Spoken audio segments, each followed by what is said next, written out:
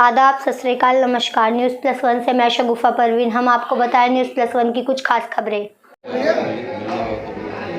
हाँ, मैं गया था, मलिक साहब से मिला हूँ।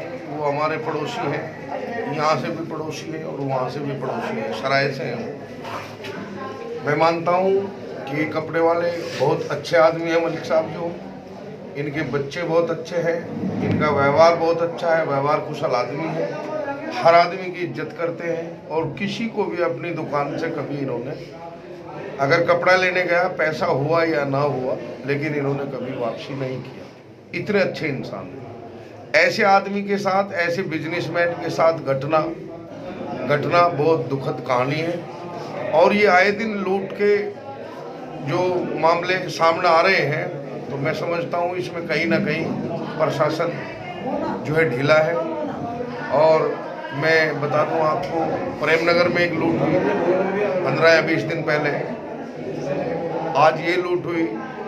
कभी सलाम भाई हैं, सलाम होटल वाले, उनके साथ आप लोग सब देख ही रहे, आप तो मीडिया वाले हैं। ऐसा एक ही समुदाय को क्यों टारगेट बनाया जा रहा है? एक ही समुदाय के लोगों को, जो बिजनेसमैन को जो टारगेट बनाया जा रहा है, तो मैं समझता हूँ इसमें कहीं ना कहीं बीजेपी की या विरोधी दलों की चाल है और ये बर्दाश्त के काबिल नहीं है।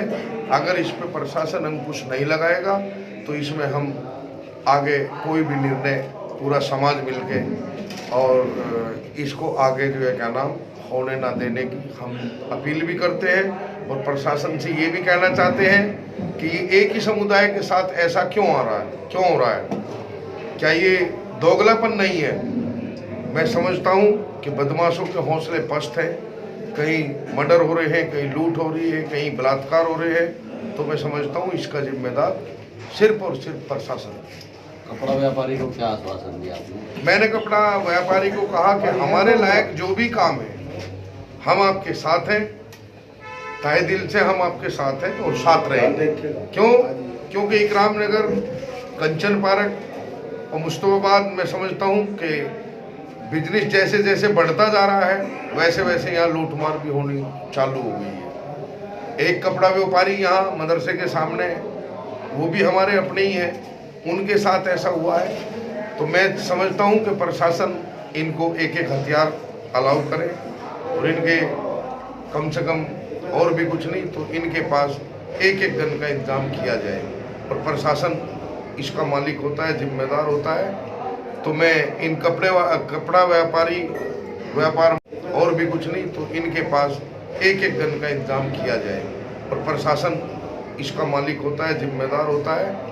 तो मैं इन कपड़ा व्यापार मंडल, तमाम जितने व्यापारी हैं, वो चाहे सब्जी के हों चाहे कपड़े के हों, तमाम व्यापारियों को कम से कम एक एक लाइसेंस इशू करेगा। चुनाव नजदीक आते हैं, ऐसी वारदातें बढ़ गई हैं, तो क्या मानते हैं आप? मैं समझता हूँ यहाँ आप लोग जानते हैं, सभी जितने जो कैंडिडेट्स उठे हुए हैं अपनी अपनी पार्टियों से, मैं समझता हूँ इसमें बीजेपी का मामला है। सब बीजेपी वालों की वजह से इन लोगों के हौसले बुलंद हैं और ये इसीलिए इन मुसलमानों को लूटने का काम कर रहे हैं।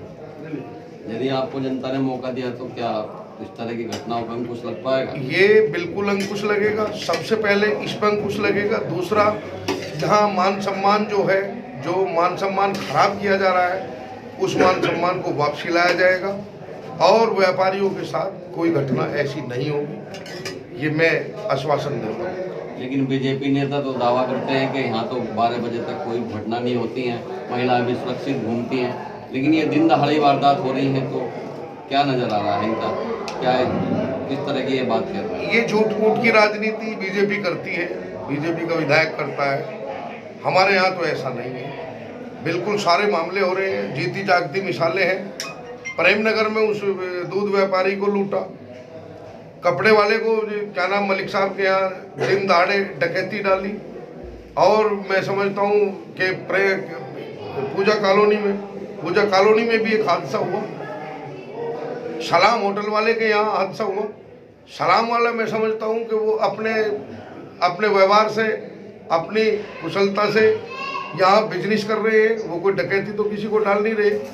क्यों दिया जाए हफ्ता या ये क्यों दिया जाए? और वहाँ पुलिस के होते हुए भी हादसे हो रहे हैं। तो मैं समझता हूँ इसमें पूरे तरीके से बीजेपी सरकार खिलाफ है और बीजेपी सरकार के जो विधायक हैं जो यूँ कहते हैं और दावा करते हैं, ऐसा कुछ भी नहीं है। यहाँ कानून व्यवस्था नाम की कोई चीज़ ही नहीं है। ओवैसी साहब ने रोड शो किया, तो आगे क्या उनकी कोई जनसभा की भी तैयारी होगी? हाँ, 5 तारीख को, आने वाली 5 तारीख को ओवैसी जी आ रहे हैं और रामेश्वर पार्क में उनकी 500 लोगों की मीटिंग की तैयारी है। वो हेलीकॉप्टर द्वारा आ रहे हैं। मैं लोनी की जनता से भी अपील करता हूँ कि आज मैं फिर दोबारा कह रहा हूँ, क्योंकि पहले ओवैसी जी आए थे, पब्लिक ज़्यादा होने के कारण ओवैसी जी और ओवैसी जी के मामले को सुना। क्या ओवैसी जी के रोड शो से कुछ माहौल में बदलाव आया है? हाँ, बिल्कुल आया है। पहले हम 30-35% में थे, आज हम 60% क्रॉस कर रहे हैं। MIM के कार्यकर्ता, पदाधिकारी, मैं समझता हूँ जो उस्मान जैसे अपंग कार्यकर्ता जिस तरीके से कंधे से कंधा मिला करके लोगों के साथ काम कर रहे हैं, तो मैं समझता हूँ इंशाल्लाह इन ऐसे लोगों की, ऐसे कार्यकर्ताओं की अल्लाह ताला जरूर सुनेगा।